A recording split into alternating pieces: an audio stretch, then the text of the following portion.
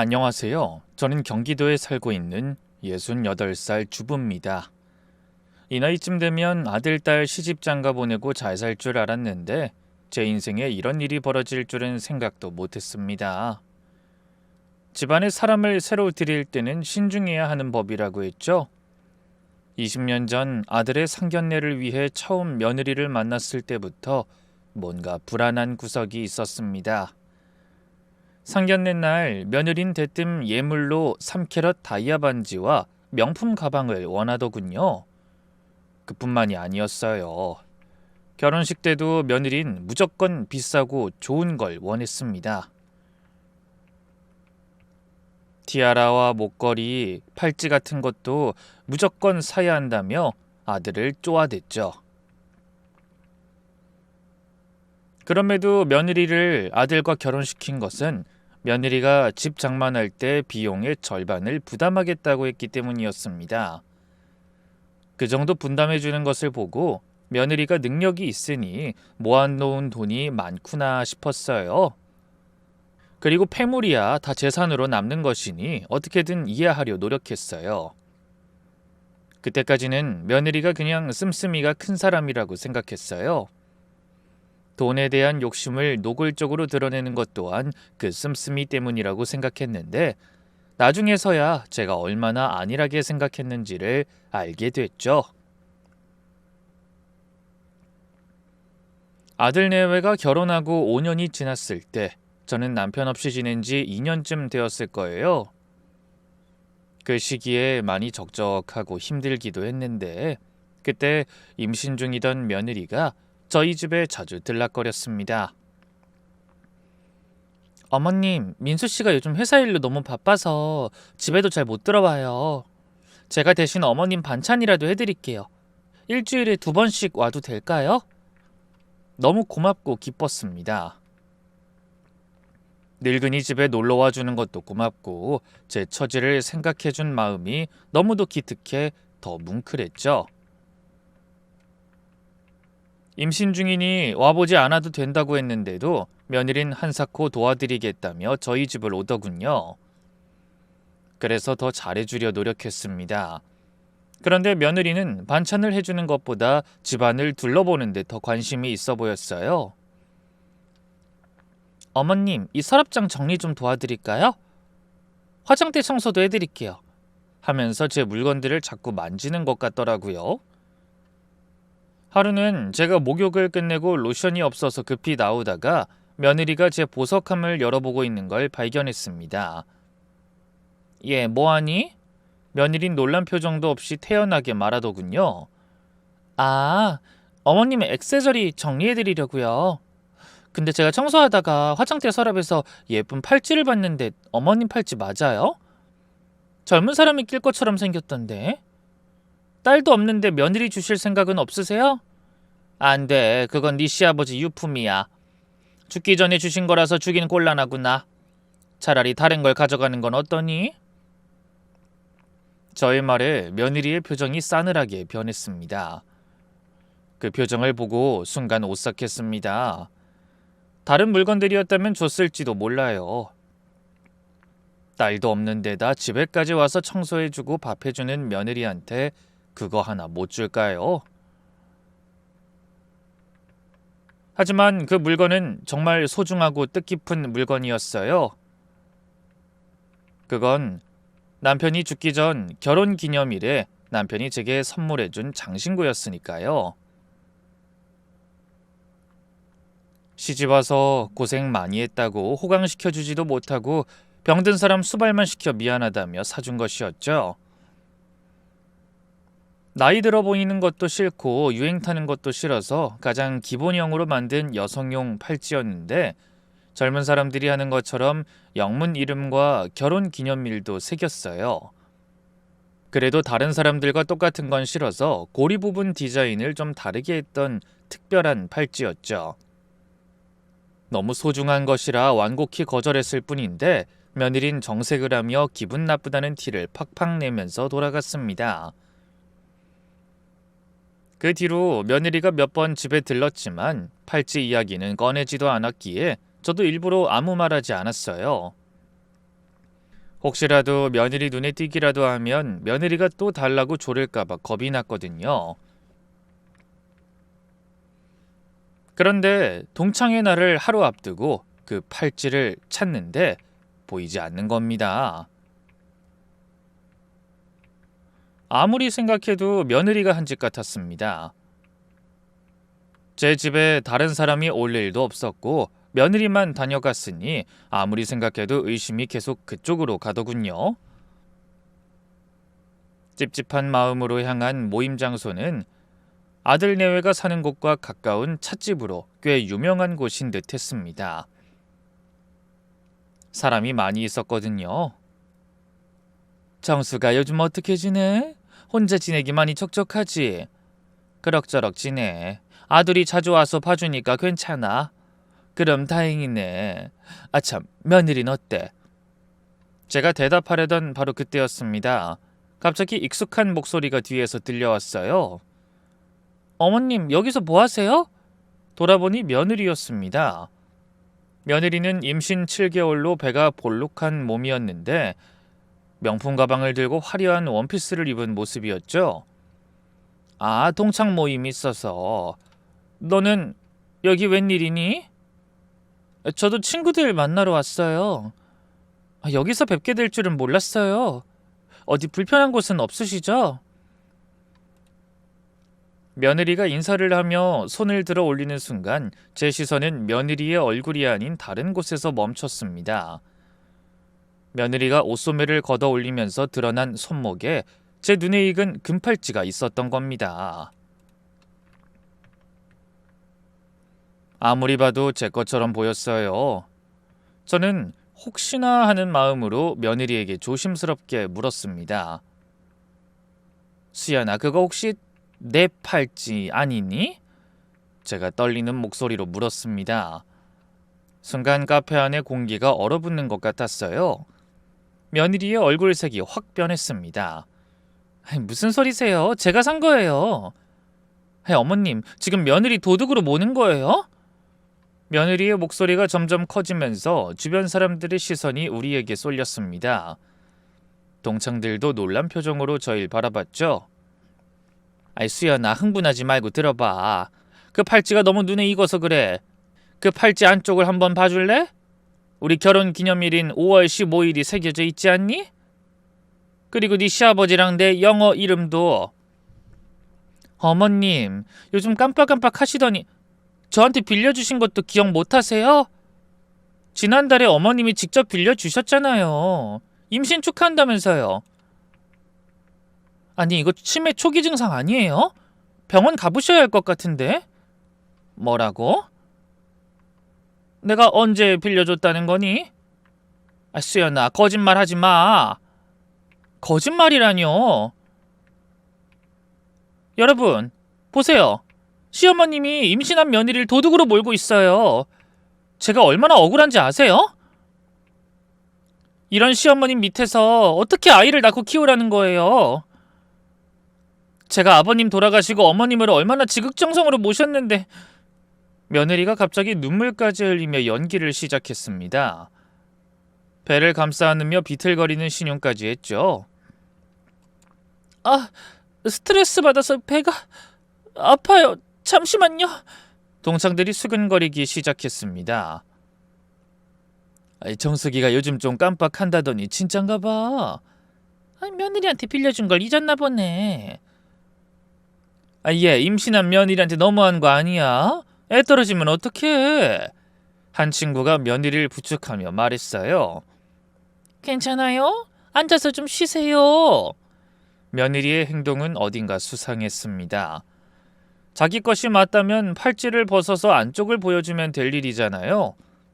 그 행동 하나면 자신의 결백을 확실하게 주장할 수 있음에도 며느린 보여주는 대신 사람들을 끌어모아 상황을 모면하려고 했어요. 솔직히 억울함과 분노에 가슴이 터질 것 같았어요. 분명히 제 금팔찌인 것 같은데 도둑 맞고도 오히려 제가 나쁜 사람이 되어버렸으니까요. 하지만 임신한 며느리와 더 이상 실랑이를 벌일 순 없었어요. 동창들의 시선도 부담스러웠고요. 수연아, 나중에 다시 이야기하자. 나중에요? 전 어머님이 사과하실 때까지 시댁에 발도 들이지 않을 거예요. 이런 모욕을 당하고 어떻게 시댁에 가요? 2번 다시 저 볼 생각하지 마세요. 그렇게 말한 며느리는 그 자리를 황급히 떠났습니다. 집으로 돌아오는 택시 안에서 눈물이 멈추지 않았어요. 남편의 마지막 선물을, 그것도 며느리에게 도둑 맞고도 도둑 취급을 받다니. 그날 저녁 8시쯤 아들이 집으로 왔습니다. 아들은 회사에서 막 퇴근한 모습이었어요. 현관문을 열고 들어오자마자 한숨부터 쉬더군요. 엄마, 오늘 일 수연이한테 들었어요. 그 팔찌 때문에. 민수야, 그 팔찌는 정말 내 거야. 네 아버지가 돌아가시기 일주일 전에 주신 마지막 선물이야. 너도 봤잖아. 그 팔찌 다시 한번 확인해보고 와, 응? 알아요, 엄마. 저도 그날 기억해요. 그리고 그 팔찌 엄마 거 맞는 것도 확인했고요. 그런데 아들의 눈에도 눈물이 고였습니다. 근데 왜? 며느리가 훔친 거면 나한테 당연히 돌려줘야 하는 거 아니니? 왜 가만히 있어? 엄마, 수연이가 지금 너무 불안정해요. 임신 중이라 감정이 왔다 갔다 하는데 엄마 일 때문에 뱃속에 아기한테 문제 생기는 거 아니냐고. 2번 다시 엄마 얼굴 안 보고 싶다고 소리 지르고 물건도 다 집어 던지고. 뭐? 아니 그게 무슨 소리야? 잘못은 걔가 있는데 왜 걔가... 그래서 제가 뭐든지 다 들어주고 있어요. 제발 이번만 참아주세요. 제가 나중에 꼭 팔찌 찾아드릴게요. 아니, 똑같은 거 새로 사드릴게요. 아버지하고 제 이름, 엄마 이름까지 다 새겨서 더 좋은 의미로 사드릴게요. 이번 한 번만 좀 봐주세요. 민수야, 이건 돈의 문제가 아니야. 그건 네 아버지 유품이야. 마지막 선물이라고. 게다가 말하고 가져간 것도 아니고 우리 집에 들려서 훔쳐갔다고 생각하니 너무 괘씸하잖니. 알아요, 엄마. 저도 엄마만큼 속상하긴 마찬가지예요. 근데 뱃속에 있는 애 생각해서라도 좀 봐주세요. 어렵게 생긴 아이인 건 아시잖아요. 이러다 애라도 잘못되면... 아들은 급히 무릎까지 꿇으며 제게 사정했습니다. 엄마, 아이만은 무사히 태어났으면 좋겠어요. 엄마도 손주 보고 싶으시잖아요. 손주만 태어나면 제가 더 잘할게요. 네? 아들의 간절한 모습에 저는 더 이상 말을 할 수가 없었어요. 그렇게 아들을 돌려보냈는데 막상 아들은 그 뒤로 저희 집에 통 오질 못했습니다. 역정을 내며 화를 내는 며느리 때문이라고 들었습니다. 제가 들으니 기가 차지도 않더군요. 며느리는 뱃속의 아이를 인질로 잡고 아들을 자기 맘대로 하려고 했습니다. 저희 둘을 화해시키려는 아들이 저를 집에 초대했을 때 며느리가 하는 말을 듣고 저는 속에서 울컥울컥 우라가 치미는 걸 느꼈습니다.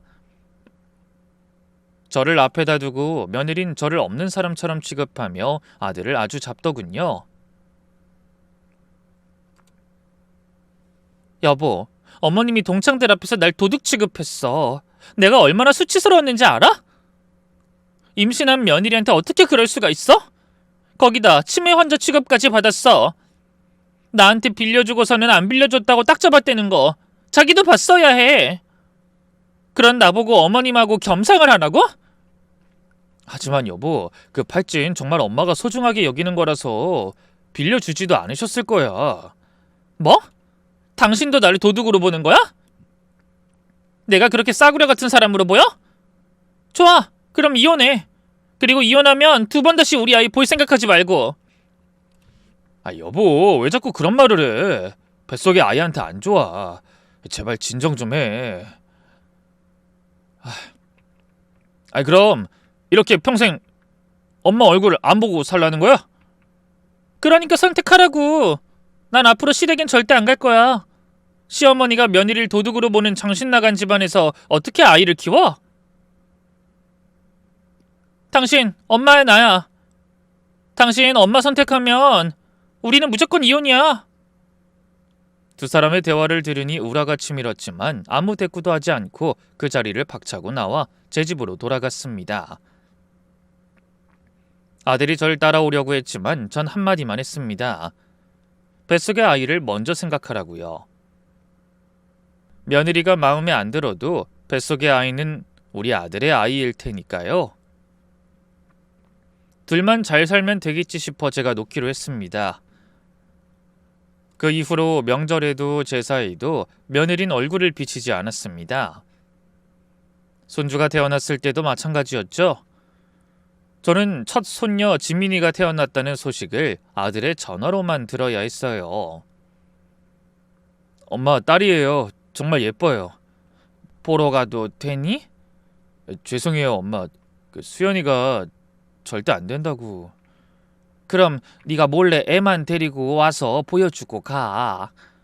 그럼 네가 몰래 애만 데리고 와서 보여주고 가. 수연이가 애를 품에서 안 나요. 혹시 애가 좀 더 크면 갈 수 있을지도 모르겠어요. 대신에 제가 사진 많이 찍어서 보내드릴게요.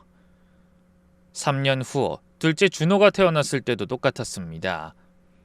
아들은 몰래 저를 찾아와 손주 사진을 보여주고 동영상을 찍어와서 보여줬습니다. 100일 잔치, 돌잔치, 유치원 입학식, 모든 중요한 순간들을 저는 사진과 동영상으로만 봐야 했어요. 며느리가 애를 손에서 놓지 않는다니 어쩔 도리가 없었죠. 그래도 다행이다 싶었어요. 시어머니 싫다고 애들까지 괴롭히는 건 아닌가 걱정했는데 그렇게 끼고 돌 정도면 애들한테만큼은 정말 좋은 엄마란 뜻이니까요. 그래도 그것이 손주들을 보고 싶은 마음을 억누를 만큼은 아니었습니다. 시간이 지날수록 친구들에게 손주들이 점점 더 생기기 시작할수록 아이들에 대한 애틋한 제 마음은 더 커져갔고 그에 비례해 아들의 미안함도 더 커져갔습니다.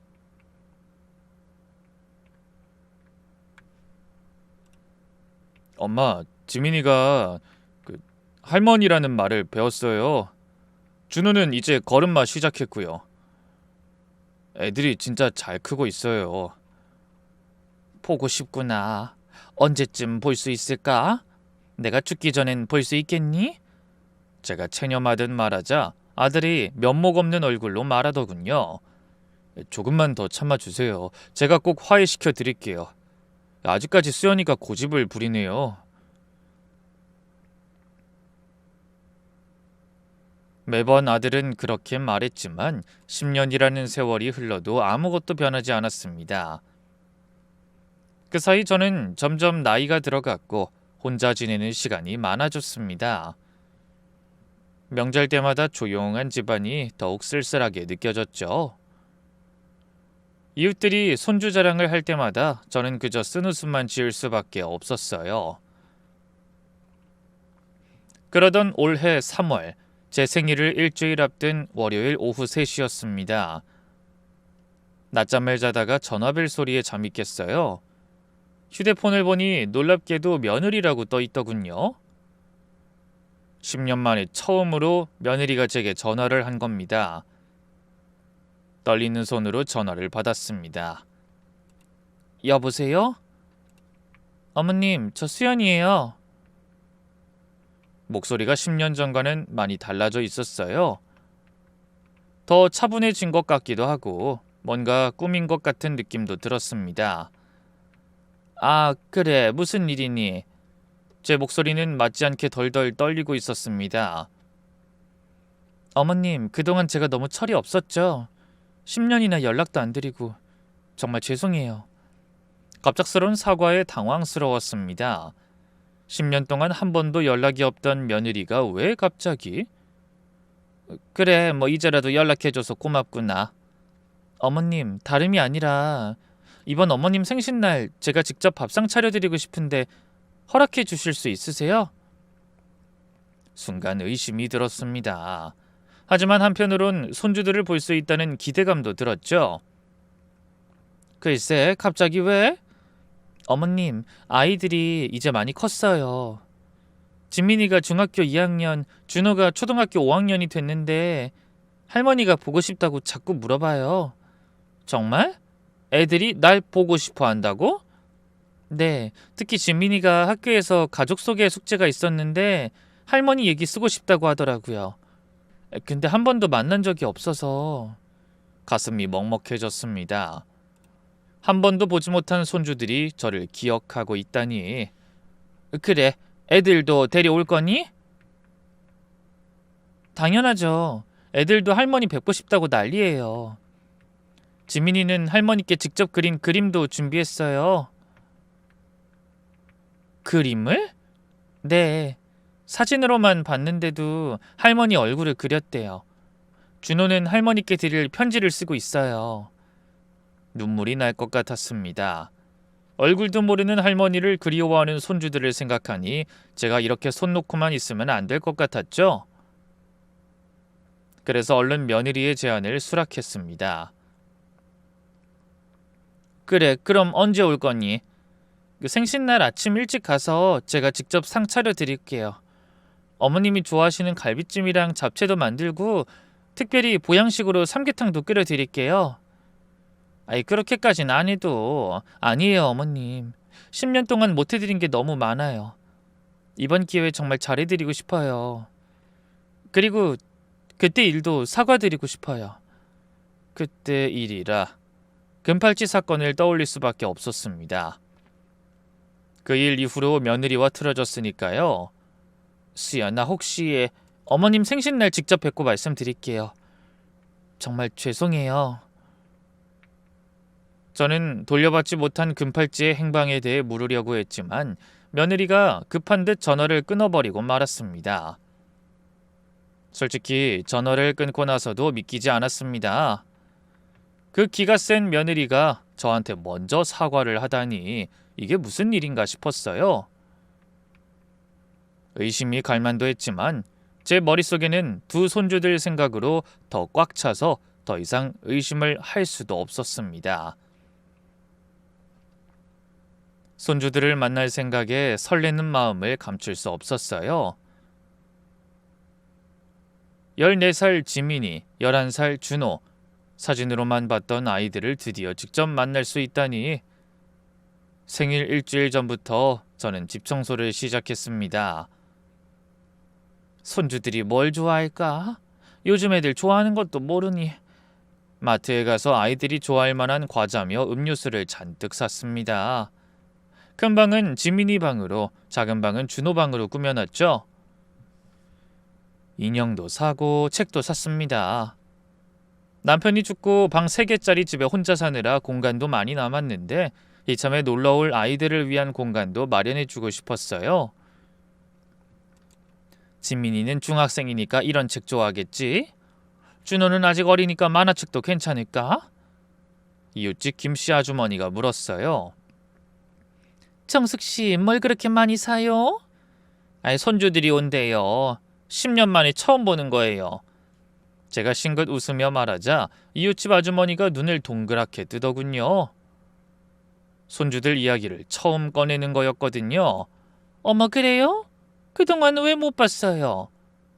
그게 며느리하고 좀 문제가 있었는데 이제 화해하기로 했어요. 다행이네요. 손주들 보는 재미가 최고죠. 드디어 제 68번째 생일날이 밝았습니다. 아침 5시에 눈이 떠졌어요. 너무 설레서 잠을 잘 수가 없었거든요. 일찍 일어나 씻고 단장을 했습니다. 오랜만에 미용실에도 다녀왔고 화장도 정성껏 했죠. 옷장에서 제일 좋은 옷을 꺼내 입었습니다. 손주들이 예쁜 할머니로 기억했으면 좋겠네. 거실을 한 번 더 정리하고 아이들이 놀다 갈 방도 다시 확인했습니다. 과자며 음료수도 테이블에 예쁘게 차려놨죠. 오전 10시, 11시, 시간이 너무 더디게 갔습니다. 11시가 되자 현관 앞에서 기다렸어요. 혹시 초인종 소리를 못 들을까 봐서요. 오전 11시 정각, 드디어 초인종이 울렸습니다. 띵동. 심장이 두근두근 뛰었습니다. 10년 만에 보는 손주들, 얼마나 컸을까요? 날 알아볼까? 그런 설렘을 가득 안은 채 현관문을 여는 순간 제 얼굴에서 미소가 사라졌습니다. 며느리가 혼자 서 있었거든요. 어머님 생신 축하드려요. 며느리는 큰 꽃다발을 들고 있었지만 제 시선은 이미 그녀 뒤를 살피고 있었죠. 복도를 살펴봐도 아무도 없었습니다.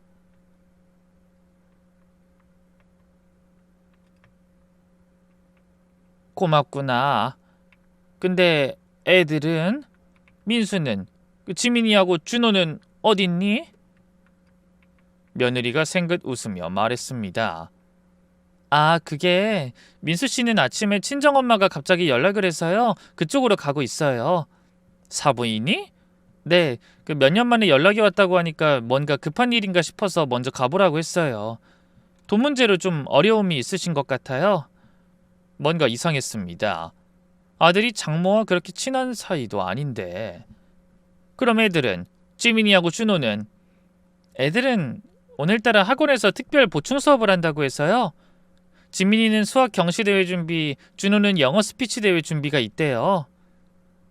할머니 생일인데 학원이 더 중요하다고 해? 죄송해요, 어머님. 저도 데려오려고 했는데 애들이 꼭 가야 한다고.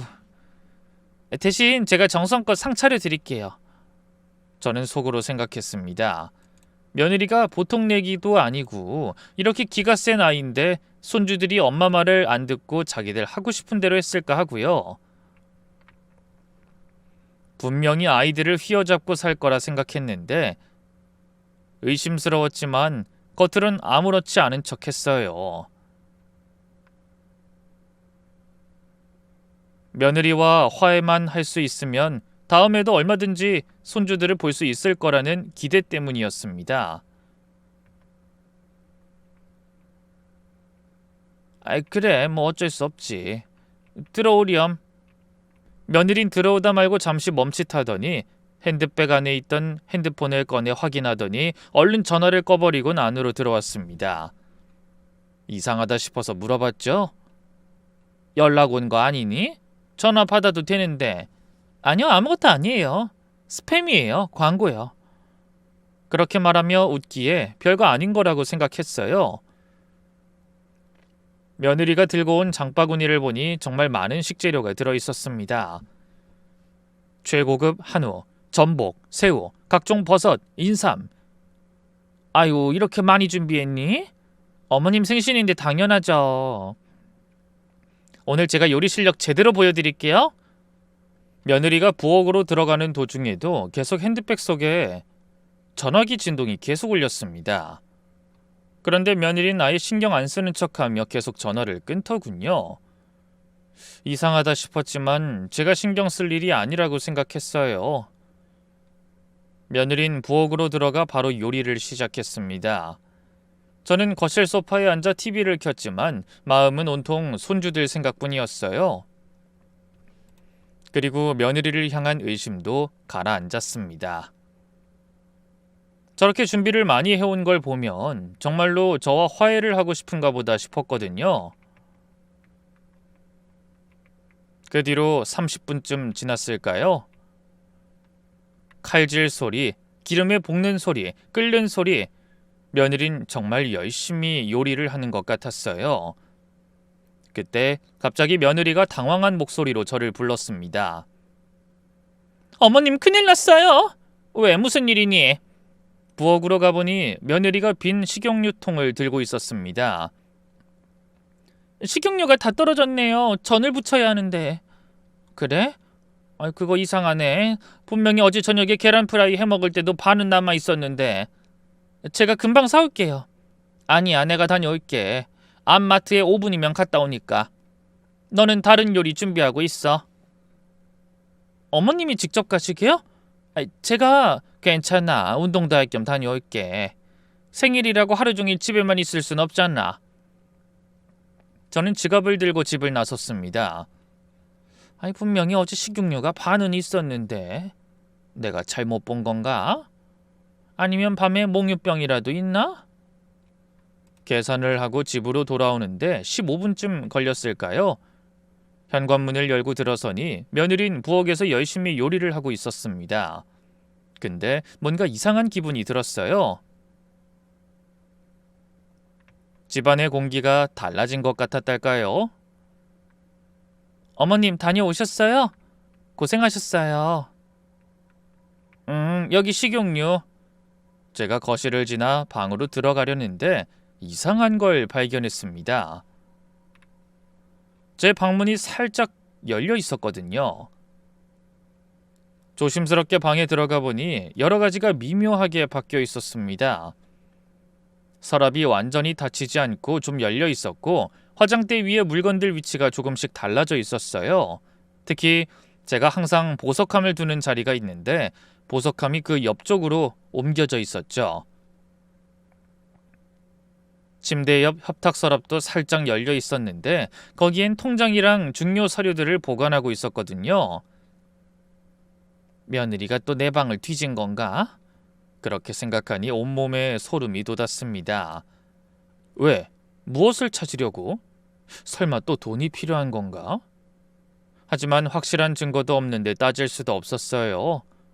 10년 만의 만남인데 괜히 의심해서 분위기를 망치고 싶지 않았거든요. 그래서 애써 모른 척 하기로 했습니다. 어머님 식사 준비 다 됐어요. 나오세요. 드디어 생일상이 차려졌습니다. 정말 놀라울 정도로 푸짐했어요. 미역국, 갈비찜, 잡채, 각종 나물, 호박전, 동그랑땡, 김치전, 그리고 테이블 한가운데 커다란 뚝배기엔 삼계탕이 김을 모락모락 내고 있었습니다. 아유 수연아, 이걸 다 언제 만들었니? 아유 정말 대단하네. 어머님 생신인데 이 정도는 해야죠. 며느리가 제 앞에 삼계탕 그릇을 놓다가 다시 한번 진동이 울리는 전화기를 슬쩍 보더군요. 그 표정이 묘하게 초조해 보였습니다. 그러다 곧 별거 아닌 표정으로 제게 말했어요. 어머님, 이 삼계탕은 제가 새벽 5시부터 준비한 거예요. 인삼, 대추, 밤, 마늘, 황기, 당기, 몸에 좋은 약재 듬뿍 넣어서 4시간 동안 푹 고았어요. 새벽 5시부터? 그렇게 일찍? 네. 어머님께 최고의 보양식을 해드리고 싶어서요. 이거 한 그릇 다 드시면 10년은 젊어지실 거예요. 며느리가 유독 삼계탕을 강조하는 게 느껴졌습니다. 어머님, 다른 건 나중에 드시고 삼계탕부터 드세요. 뜨거울 때 드셔야 맛있어요. 그래, 알았어. 근데 넌 안 먹니? 전 아침에 많이 먹어서 어머님 드시는 거 보는 게 좋아요. 제가 다른 반찬부터 집으려 하자 며느리가 급하게 말했습니다. 어머님, 삼계탕부터 드세요. 식으면 기름이 굳어서 맛이 없어요. 제가 정성껏 준비한 건데. 며느리의 표정이 묘하게 초조해 보였습니다. 계속 시계를 확인하면서 제가 삼계탕을 먹기를 재촉했죠. 빨리 드세요. 한 그릇 다 드셔야 해요. 국물까지 다요. 뭔가 이상했지만 며느리가 정성껏 준비했다니 먹어야겠다 싶었어요.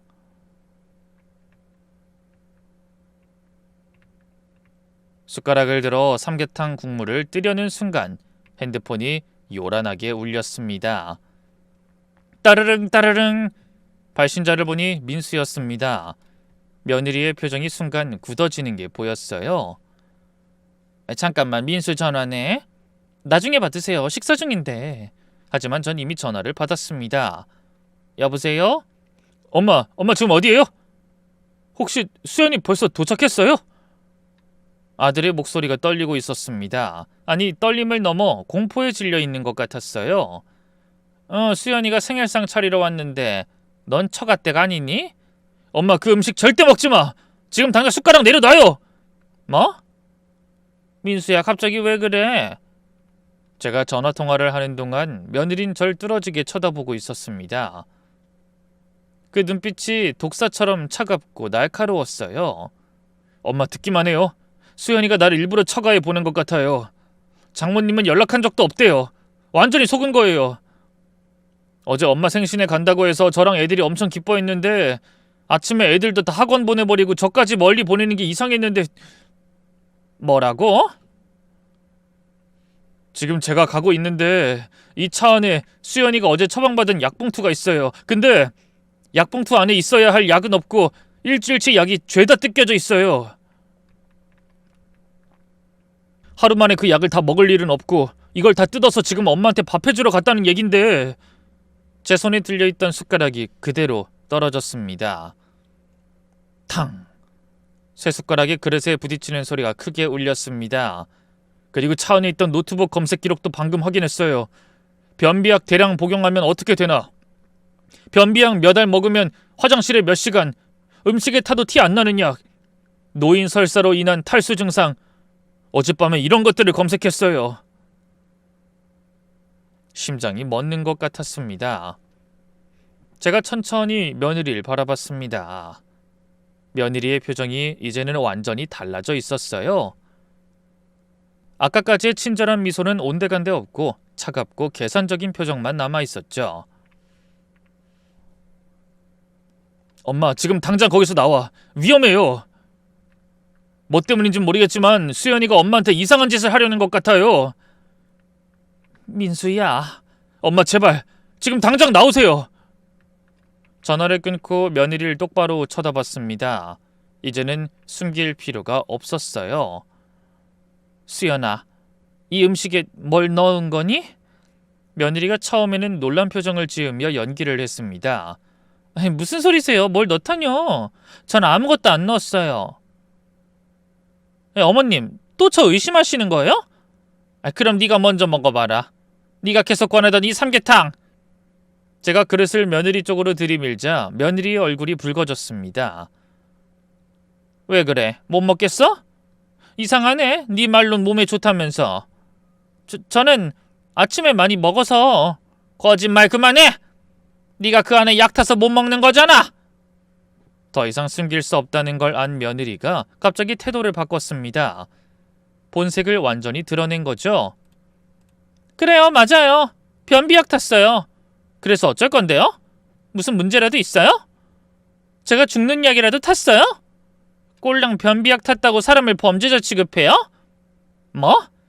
네가 지금 어머님 10년 만에 와준 며느리한테 또 이럴 거예요? 그럼 앞으로 손주들 영영 못 볼 거예요. 지민이 준호 얼굴도 평생 못 보고 죽어도 괜찮으시겠어요? 손주들을 왜 끌어들여? 애들은 무슨 죄야? 애들? 애들은 애초에 올 생각도 없었어요. 제가 안 데려온 거예요. 할머니가 누군지도 모르는 애들이 왜 와요? 가슴이 찢어지는 것 같았습니다. 그럼 처음부터 거짓말이었던 거야? 애들이 날 보고 싶어 한다는 것도? 당연하죠. 사진 한 장 없는 할머니를 어떻게 기억해요? 애들은 할머니가 자기들 싫어하는 줄 알아요. 뭐라고? 10년 동안 한 번도 안 봤는데 당연하잖아요. 제가 이야기 안 해도 애들은 다 알아요. 어머님이 애들 싫어하는 거. 내가 언제 애들을 싫어했어? 저랑 척지면 그렇게 되는 건 당연하죠. 그리고 어머님처럼 자기 생각만 하는 사람을 애들이 어떻게 좋아하겠어요? 내가 내 생각만 했다고? 그게 무슨 말이냐? 내가 뒤에서 얼마나 도와줬는데. 애들이랑 연락 안 되는 동안에도 저는 아들을 통해 손주들 용돈이며 명절, 생일에는 선물까지 보내줬거든요. 설마 아들이 그런 이야기를 손주들에게 하지 않았을 리도 없었고, 근데 며느리 말을 들어보니 기가 찰 수밖에요. 그건 어머님 생각이시고요.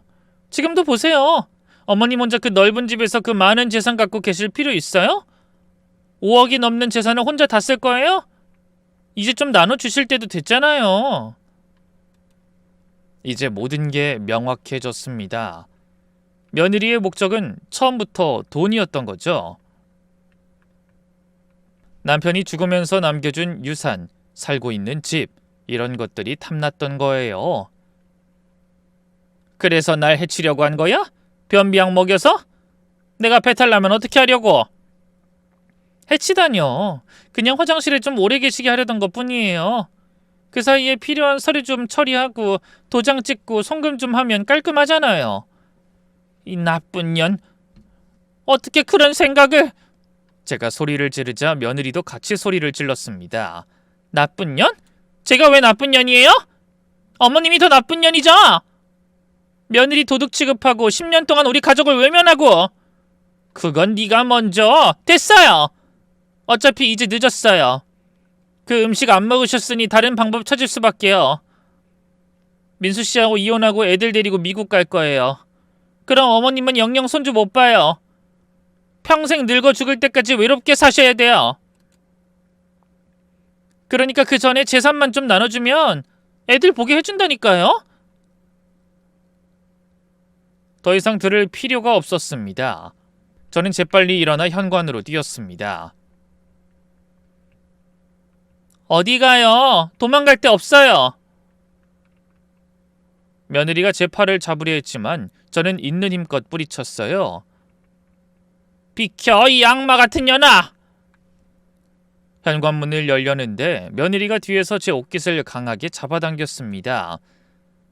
안 돼, 여기서 끝내야 해! 당장 서류에 사인하고 도장 찍으라고! 그 사람들이 저만 괴롭힐 줄 아세요? 나 안 놓으라고! 몸싸움이 벌어졌습니다. 며느린 저를 집 안으로 끌고 가려 했고 저는 필사적으로 밖으로 나가려 했죠. 문이 열리자마자 저는 냅다 뛰었습니다. 밖으로 경비원을 불렀어요. 경비원 아저씨, 저 좀 도와주세요. 관리인이 소리를 내며 올라오자 저를 쫓아오던 며느리가 흠칫 놀라더니 그대로 집으로 돌아가더군요. 저는 거기까지만 하고 후다닥 경비원에게 다가갔습니다. 괜찮으세요? 무슨 일입니까? 이런 신발도 안 신으시고 맨발로. 강도라도 들었어요? 강도보다 더 무서운 인간이 집에 왔어요. 아저씨, 우리 아들 올 때까지만이라도 여기 같이 있어주시면 안 될까요? 저는 경비원에게 사정했습니다. 경찰에 신고하려니 전화기도 놔두고 온 상태였고 아들이 곧 오기로 했으니 아들과 상의해서 해결하려고 했거든요. 그 사이에 며느린 제가 경비원과 함께 있는 걸 보더니 그대로 돌아가더군요. 그 모습을 보고 안도의 숨을 내쉬었습니다. 30분 후 아들이 집으로 달려왔습니다.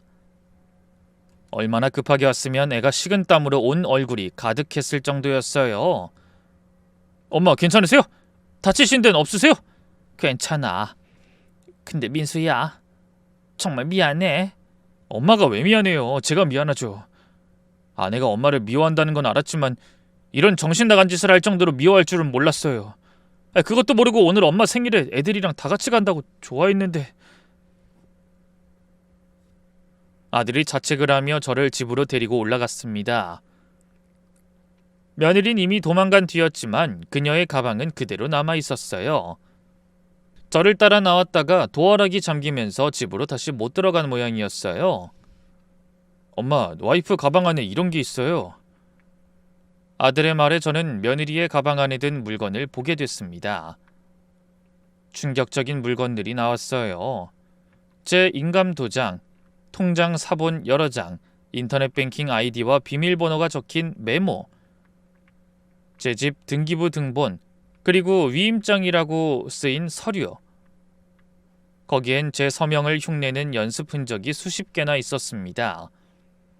엄마 서명을 연습한 거예요. 완전히 계획적이었어요. 도대체 무슨 생각으로 이런 짓을... 더 충격적인 건 며느리의 수첩이었습니다. 거기엔 시간별로 메모가 있었어요. 11시에 도착, 식용유 핑계로 시어머니 외출시킴, 물건 찾기, 식사, 약효 돌면 화장실 감금, 인터넷 뱅킹, 부동산 서류 작성, 시간대별로 계획을 확실하게 짜왔더군요. 이 정도면 완전한 강도 계획이에요. 아들이 차에서 가져온 노트북을 열었습니다. 검색 기록이 더 자세히 나왔어요. 그리고 메신저에서 더 충격적인 내용을 발견했습니다. 사채업자 김땡땡님께 이번 달 말까지 원금 2억에 이자 5천 합쳐서 2억 5천 갚겠습니다. 대부업체 최땡땡 대표님, 3월 10일 오후 5천만 원 입금 예정입니다. 시어머님 재산 정리하는 중입니다. 아니 무슨 빚이 2억 5천이나 되니? 게다가 사채라니? 아연실색한 저의 물음에 아들이 절망적인 표정으로 말했습니다. 엄마 정말 죄송해요.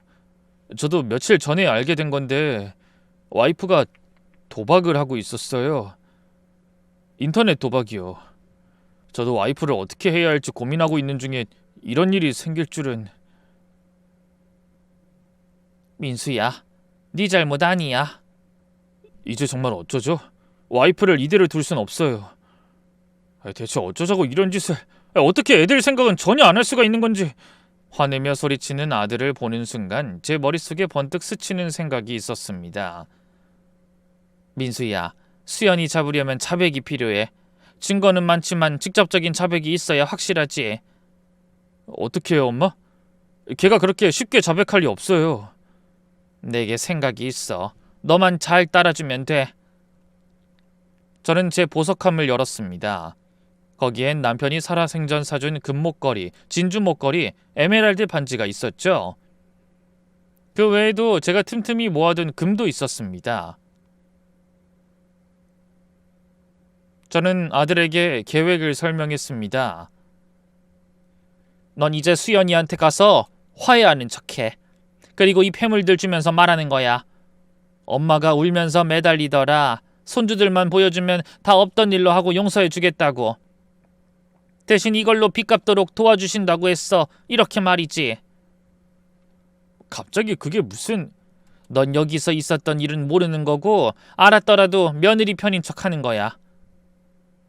그러면서 자연스럽게 자백을 받아내는 거야. 어때? 할 수 있겠니? 엄마, 그럼 정말로 다 잃을 수도...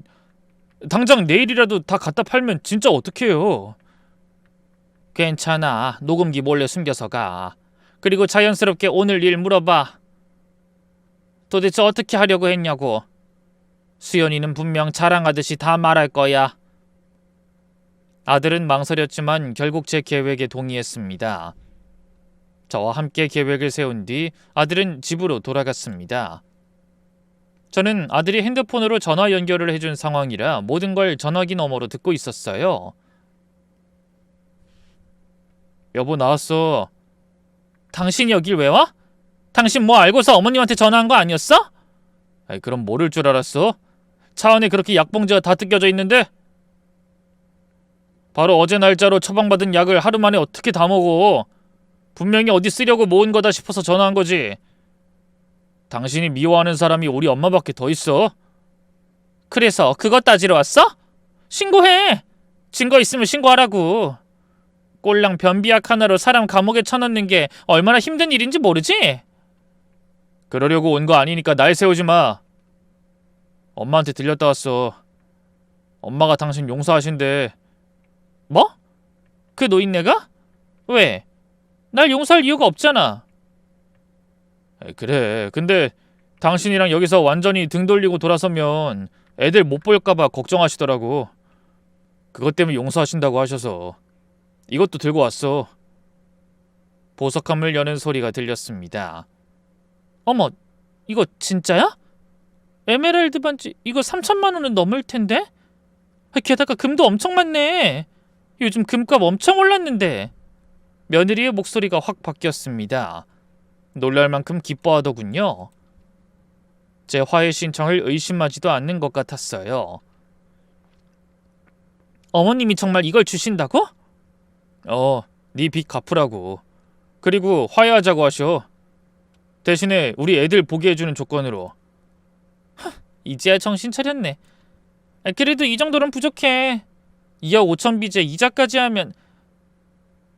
도대체 그 빚은 어디서 진 거야? 갚으면 끝나는 거 맞아? 그냥 삼금융권 같은 데서 빌린 거야. 근데 그 돈 빌려준 인간들이 평범한 인간들이 아니야. 지금 내 전화통에 불 나는 거 안 보여? 전부 그 인간들 독촉 전화야. 내가 돈 못 갚으면 우리 집은 물론이고 당장 직장에다 어머님 댁까지 쫓아갈 인간들이라고. 어쩌자고 그런 사람들한테 돈을 빌렸어. 아들의 격양된 목소리가 들렸습니다. 그럼 어떡해? 당신이 돈이라도 잘 벌어오면 내가 이런 말 해? 꼴랑 400밖에 못 벌어오는 주제. 그래서 그걸 언제까지 갚아야 되는데? 곧 갚아야 해. 그러니까 어머님한테 말해서 이것 말고 돈 될 만한 거 먼저 증여 좀 해달라고 당신이 이야기 좀 잘해봐. 당신이 오늘 그런 짓 하기 전에 먼저 이야기했으면 내가 설득해 봤겠지. 근데 오늘 정확히 뭘 하려고 했던 거야? 엄마한테 변비약 먹이고 나서. 며느리가 비웃듯이 말했습니다. 뭐긴 뭐야. 화장실에 가둬놓고 통장 정리하려고 했지. 인터넷 뱅킹 비번도 다 알아냈고 공인인증서도 복사해뒀거든. 30분이면 5억 다 빼낼 수 있어. 그렇게까지.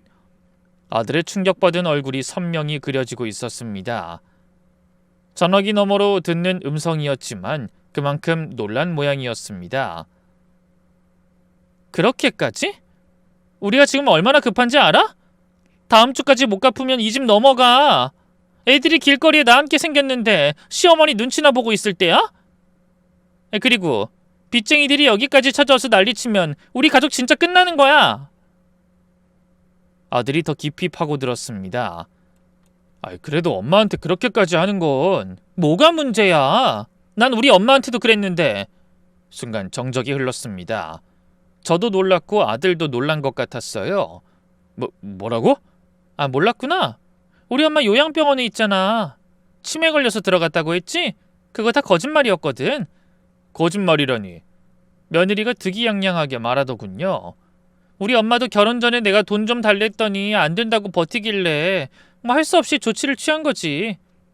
매일 조금씩 변비약 탔어. 몸이 안 좋아지니까 병원에 보내야지.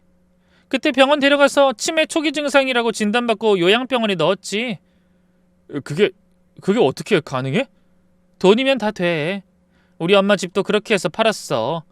5억짜리 아파트였는데 꽤 쏠쏠했지. 장모님이 치매가 아니시라고? 지금은 치매지. 나한테 다 뺏기고 나니까 멀쩡하던 사람도 스트레스로 치매 걸리더라. 늙은이들이 그렇게 돈 움켜쥐고 있을 필요가 뭐 있어. 어차피 죽으면 그 돈 다 자식한테 가는 건데. 그러니까 이렇게 순순히 주는 게 본인들한테도 좋다니까? 그래도 그건 범죄잖아. 범죄? 누가 증명할 건데? 요양병원 입원 동의서도 내가 보호자로서 다 작성했는데? 법적으로 아무 문제 없어. 그리고 내가 무슨 독약을 먹였니? 그냥 남들 다 한 번씩 먹는 변비약이야. 그거 하나로 문제될 거였으면 세상 모든 사람이 범죄자게? 당신 진짜. 뭘 그렇게 놀란 듯이 쳐다봐. 그리고 당신도 어차피 한패야. 우리 집 장만할 때 내가 어디서 돈을 가져왔다고 생각해? 그게 다 우리 엄마한테서 가져온 돈이거든. 저는 손으로 입을 막았습니다. 이렇게까지 악독한 인간이었다니. 결혼할 때 집 장만하는 건 자기도 보태겠다며 당당하게 말했던 며느리가 떠올랐습니다. 그 돈이 자기 어머니에게 몹쓸 짓을 하고 가르친 돈이었다니 순간 머리가 아찔했습니다. 거기까지 듣고 저는 더 이상 듣지 않았습니다. 더 들으면 제 귀만 더러워질 것 같았거든요. 아들도 저와 같은 생각이었는지 그 뒤로 더 물어볼 생각도 하지 않은 채 밖으로 나오더군요. 그리고 집으로 온 아들은 그 녹음본과 저희 집에 있던 며느리의 물건들을 증거로 며느리를 신고하기로 했습니다.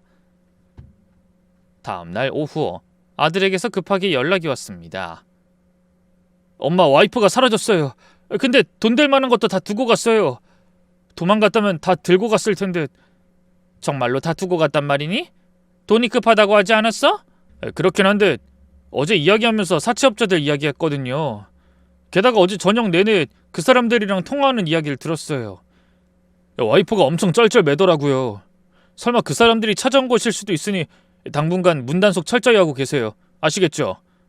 일단 저는 경찰에 신고부터 할게요. 그날부터 저는 쉽게 잠에 들지 못했습니다. 며느리의 행방을 알 길이 없었으니 불안감만 더 커져갔어요. 그런데 그로부터 며칠이 지났을까요?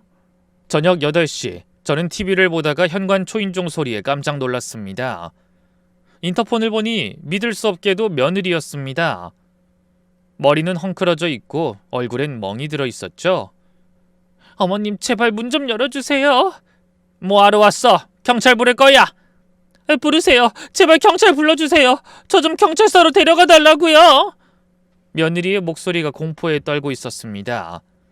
무슨 일인가 싶어 조심스럽게 문을 열었더니 며느리가 그대로 제 앞에 무릎을 꿇었습니다.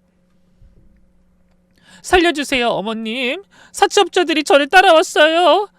제가 돈을 줬는데도 이자가 모자라다면서 집까지 찾아왔어요. 사채업자? 제가 도망치니까 저를 쫓아와서 집 근처에는 그 사람들이 있을 것 같아서 못 갔어요. 며느리가 온몸을 떨며 울었습니다. 차라리 감옥이 나아요. 거기가 더 안전해요. 제발 경찰 불러주세요. 바로 그때 엘리베이터에서 웬 사내 둘이 내리더군요. 살이 벌벌 떨릴 만큼 무섭게 생긴 사람 하나와 얍실하게 생긴 사람이었어요. 그들이 곧 며느리를 발견하더니 위협적인 목소리로 다가오더군요. 저기 있네. 돈 빌렸으면 다 갚아야 할 거 아니야. 도망친다고 우리가 못 잡을 줄 알았어? 빨리 돈 내놔. 어머님 살려주세요. 제발 경찰에 신고 좀 해주세요. 사채업자들이 성큼성큼 다가와 며느리의 머리채를 낚아채려고 했습니다. 너무 무서운 순간이었어요. 솔직히 며느리가 도움을 청하기 위해 저한테 찾아올 줄은 상상도 못했으니까요. 제가 이러지도 저러지도 못하는 사이에 경찰 사이렌 소리가 들렸습니다. 제가 누른 게 아니라 이웃이 소란을 듣고 신고한 모양이었어요.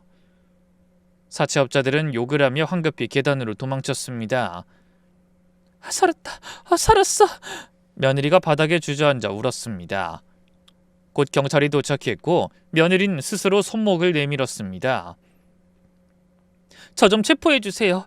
도박도 했고요. 시어머니 재산도 빼앗으려고 했어요. 변비약도 탔고 도장도 위조하려 했어요. 다 자백할게요. 그러니까 저 사채업자들한테서 저 좀 지켜주세요. 경찰이 절 보며 확인했습니다. 사실입니까?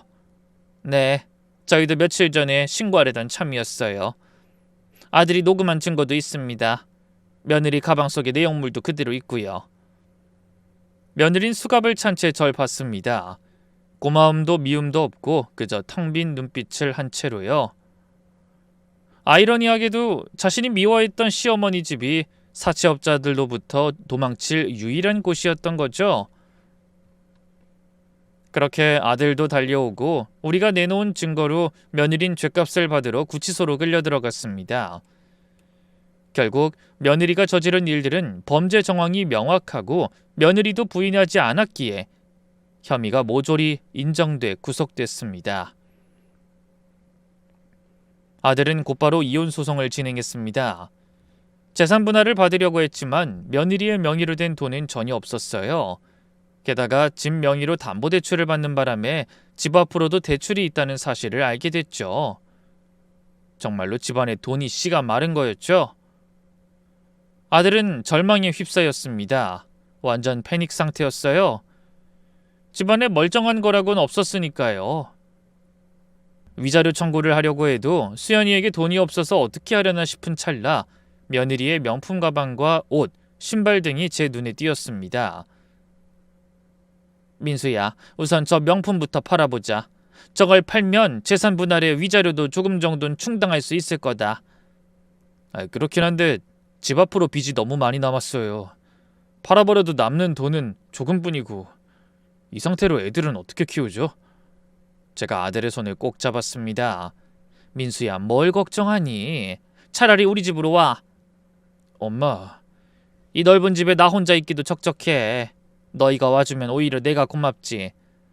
정말요? 저희가 가도 돼요? 아니 당연하지. 가족인데 오늘 당장 이사 와도 돼. 그때 문이 열리며 두 아이가 들어왔습니다. 지민이와 준호였습니다. 아빠. 지민아, 준호야. 아들이 아이들을 꼭 안았습니다. 엄만 어딨어? 지민이가 물었습니다. 14살이면 다 아는 나이죠? 엄만 잠시 멀리 갔어. 대신 이제 할머니랑 같이 살 거야. 그제야 아이들이 절 봤습니다.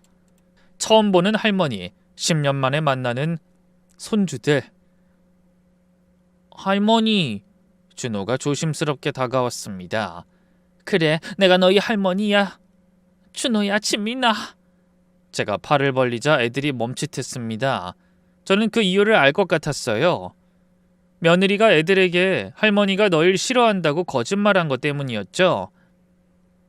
할머니 저희 싫어하는 거 아니에요? 내가 왜 너희들을 싫어해? 못 보는 동안 얼마나 보고 싶었는데. 그러니까 전혀 걱정하지 마렴. 저희 진짜 할머니 집에서 살아도 돼요? 그럼 당연하지. 너희 방도 다 준비해뒀어. 진짜요? 우와! 그렇게 우린 한 가족이 되었습니다. 그렇게 하루하루가 즐거운 시간을 보냈어요. 며느리의 생각은 전혀 나지 않을 정도로 하루하루가 충실했죠. 엄마, 정말 죄송해요. 그동안 엄마 외롭게 해드려서. 아버지 유품인 팔찌도 지켜드리지 못하고. 그 팔찌는 이미 며느리가 전당포에 팔아버렸더군요. 어디로 간지 알 수 없게 되었습니다. 아마 금은방에서 녹아버렸을지도 모르죠. 저는 아들에게 말했습니다. 민수야, 이제 그 얘기는 그만하자. 다 지난 일이야. 하지만 엄마, 그보다 더 소중한 걸 얻었잖아. 난 이렇게 아들, 손주들과 함께 사는 것만으로도 행복하단다. 이제 제 곁에는 금팔찌보다 더 값진 가족이 함께 있습니다.